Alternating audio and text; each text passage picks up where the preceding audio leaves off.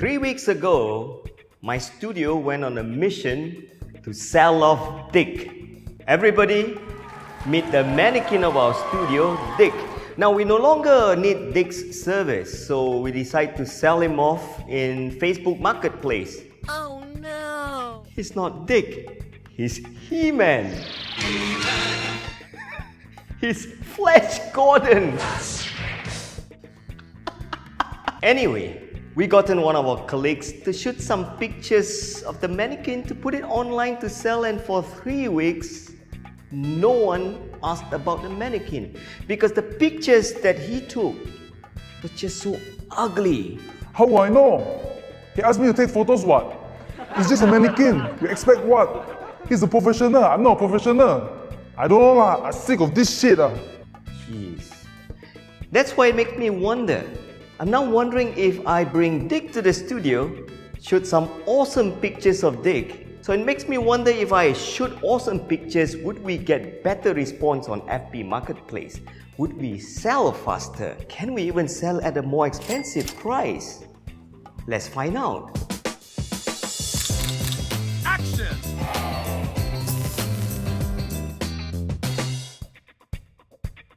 I'm going to show you how you do one of these shots here. Simple.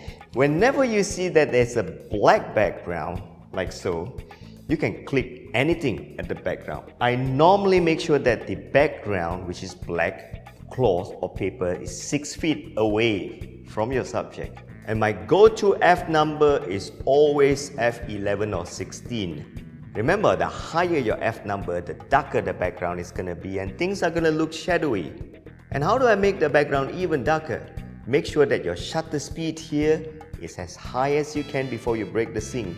Forget what the brands tell you. It's not 250, it's not 1/320, it's 1/200. Now, before you do the next step of setting up all the lights, I always encourage photographers to do a pre-visualization shot. You want to see how black it is. You want to make sure that there is no light leak. So I always take one shot without the flash. Completely black. That's what happens when you shoot at f16. And now we go set up the lights. And here is my secret trick for you whenever you're shooting with black background and you want shadowy shots. Don't put your softbox at the front. Put it at the back, facing the shoulder of your subject, like so.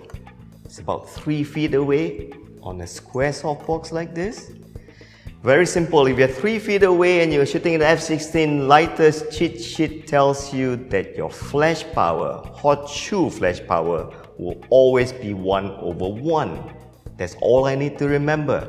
3 feet away from here to here, full power on the flash, second flash. Second flash, which is an umbrella. You can use a softbox if you want to. Same thing. Don't put at the front. Put it at this corner and aim it to the shoulder of your subject.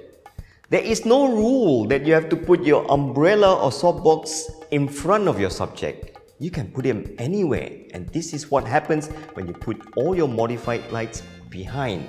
So same thing, 3 feet away at full power, and this is how the whole setup look like. 2 modified lights behind the subject instead of in front. And you notice that I don't even bother about getting a backdrop. Just anything black at the back is good enough. Let me show you how cool the photos would look. The reason I put all the lights at the back is because that you will get a beautiful outline of rim lights like this. So you don't exactly need main light. With all these stunning pictures, let's see whether Facebook Marketplace responds better. We were trying to sell it for 50 ringgit for the past 3 weeks, no luck. But with the new pictures, we managed to sell it in less than a week at twice the price at 100 ringgit. Well, it goes to prove in this episode of Let's Find Out that you do need better pictures to sell your products better online. You also learn that you don't always need to put your softbox and modified umbrella light at the front. You're gonna get stunning pictures like this.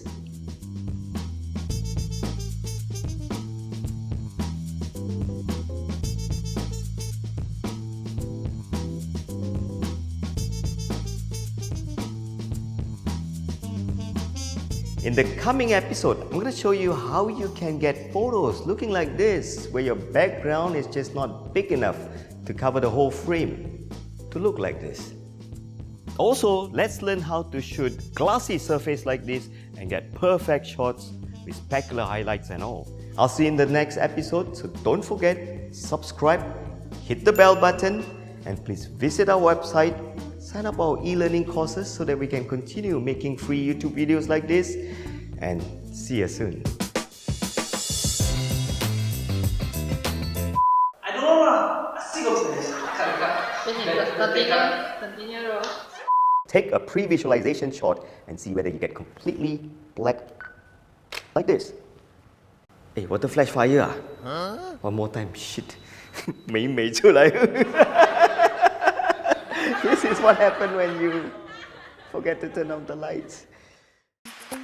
Congratulations! We know you've gotten yourself that brand new camera finally. Don't you think it's time for you to improve on your photography skill as well? In this series of lessons, you'll learn 3 important aspects of how to make your pictures look stunning like those shot by professional photographers. Sharp and nice. And master one of the most frequently used modes by professional photographers. Autofocus single, autofocus auto, or autofocus continuous. You learn to be able to walk into any part of the room, any part of location in the world, and still get perfect exposure. Choose the right aperture value to blur the background or sharpen in landscape shots that look stunning like this, and at the same time, you also learn how to manage this exposure meter. Pick to F2.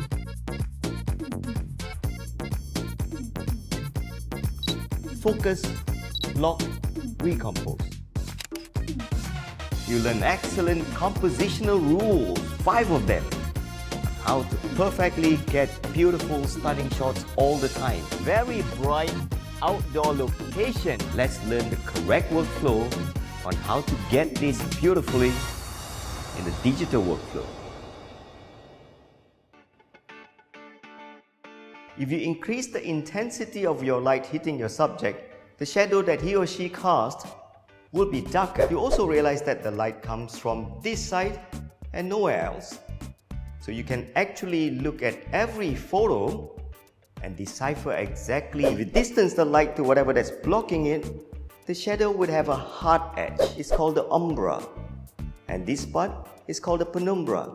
And by looking at this property, I will know how far the photographers put the light away. My favorite property of shadow, adding colors to shadow.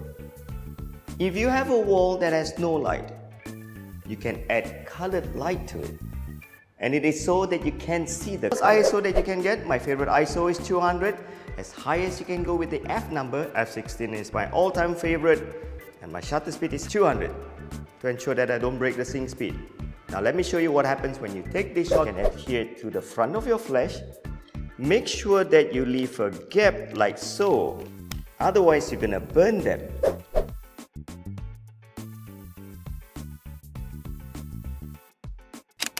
Point proven that you can only add color to shadow.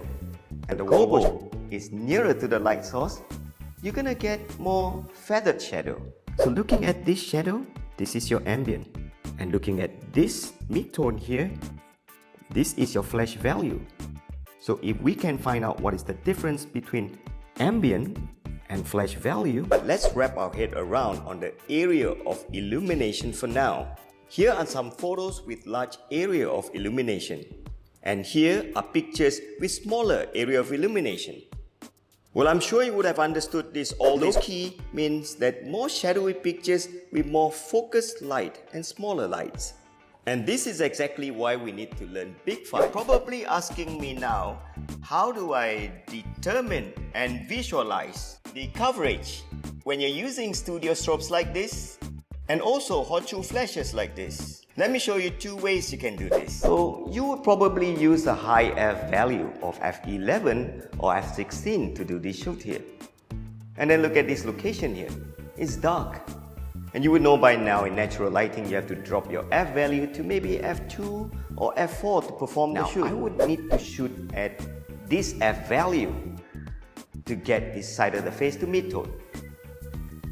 And to get this side of the face to mid-tone, I would need to use a lower F value. Coming here is a modified light. And if you use a hot shoe flash on a small to medium-sized modifier, they will always cut away 2 stops of light. Right after you figure out the area of illumination, let's figure out the intensity of coverage. What gives you f4 on modified light? Coming here. So looking at Lighter's cheat sheet, we know that our hot shoe flash needs to be at a power